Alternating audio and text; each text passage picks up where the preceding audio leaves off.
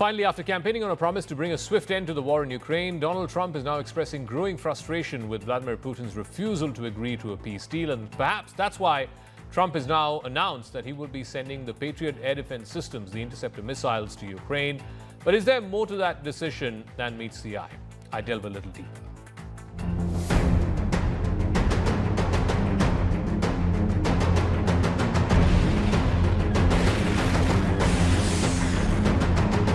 In a major policy decision, US President Donald Trump has decided to send advanced Patriot missile systems to Ukraine to help it defend itself against intensifying Russian missile attacks. The decision marks a significant shift for Trump. Trump had previously expressed reluctance in continuing with large-scale military aid to Kyiv. So then the basic question is, what prompted this change of heart and this change of strategy? Sources close to the Trump administration say that they're mounting pressure on NATO, rising Russian aggression both in mainstream cities like Kyiv as well as in western Ukraine, and assurances that European allies will bear the financial burden have helped sway Trump's stand. We will send them Patriots, which they desperately need, because Putin really surprised a lot of people. He talks nice and then he bombs everybody in the evening. So there's a little bit of a problem there, and I don't like it. The Patriot, which is a shot for phased array tracking radar to intercept on target, it's one of the most sophisticated air and missile defense systems in the world. It was first introduced in the early 1980s. The Patriots gained global recognition during the Gulf War in 1991 when they were deployed to intercept Iraqi Scud missiles. Since then, the Patriot missile systems have evolved not just in target but also in targeting ballistic missiles and cruise missiles as well as advanced aircraft. The missile system's radar can detect incoming threats from up to over 100 kilometers away, and that gives the defenders time to launch these interceptors.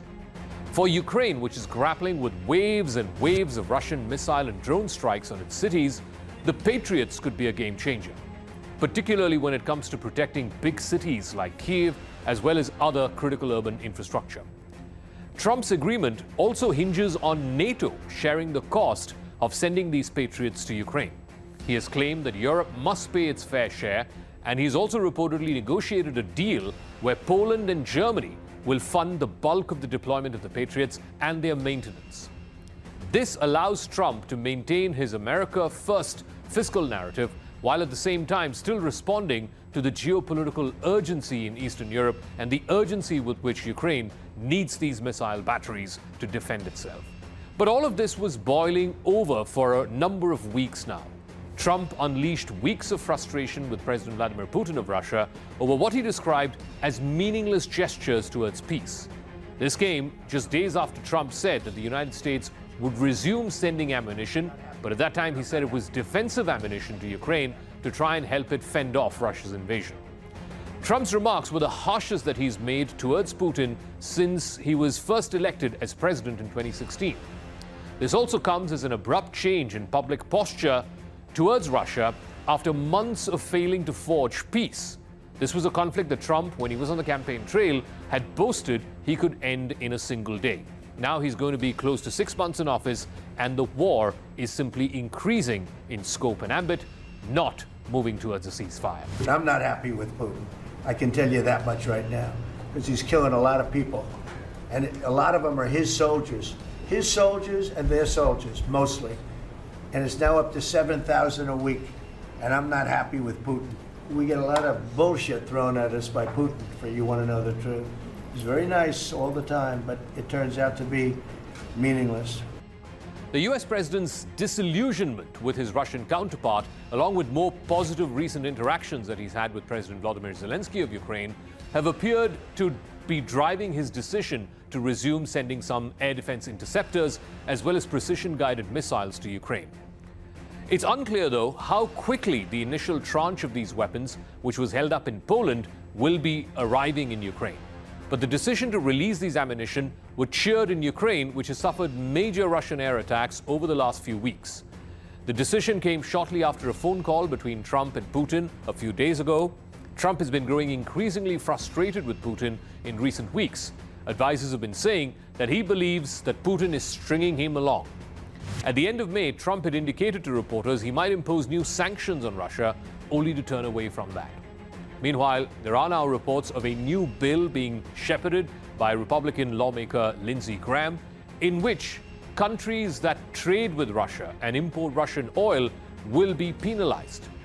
The Trump administration is hoping that further economic sanctions on Russia will tighten the grip and perhaps get Putin to back off. Germany, France, Britain, and Italy have all publicly told Trump that there have to be new American sanctions. And that's the only way it can force President Putin of Russia to enter into serious negotiations about ending the war. Without these sanctions, Putin has been escalating, he's been prolonging Russia's attacks in an attempt to break Ukraine's defenses. Trump has also said he's very strongly considering supporting this bipartisan Senate bill, which is being moved by Lindsey Graham as well as other Republican senators. According to this bill, there would be severe sanctions, not just on Russia, but also countries like India and China, which purchase Russian oil.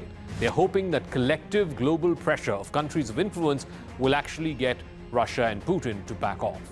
Trump has long praised Putin as a tough-as-nails leader. He's been scornful of Zelensky. In fact, earlier this year, he publicly scolded the Ukrainian president in a remarkable encounter that happened inside the White House. In fact, as Trump's disillusionment with Russia's leader is building, Pentagon officials were also growing increasingly concerned about the potential depletion of America's stockpile of weapons.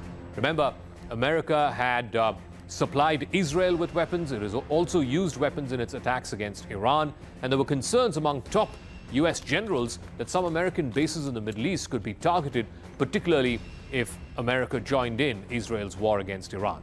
In fact, over the past couple of years, the Pentagon has sent more than $60 billion of weapons and ammunition, as well as military equipment to Ukraine. But what Ukraine needs the most are these Patriot interceptor missiles. The interceptors are particularly prized because they are one of the few weapons that Ukraine can use to knock down Russia's most advanced missiles. They've been critical in Ukraine's struggling effort to hold off increasingly intense attacks from Russia. And now Trump has said he is going to give Ukraine exactly that, the Patriot interceptors. He's also promising to make NATO pay for these weapons, and if that actually came to pass, as is expected this week, then Trump would have turned a corner in his Russia policy, and also in his purported bromance with Vladimir Putin. Network 18 is now the clear leader in digital media, with 55% more users on native platforms and social media than Times Internet. Network 18, the undisputed leader of news networks, way ahead of the times.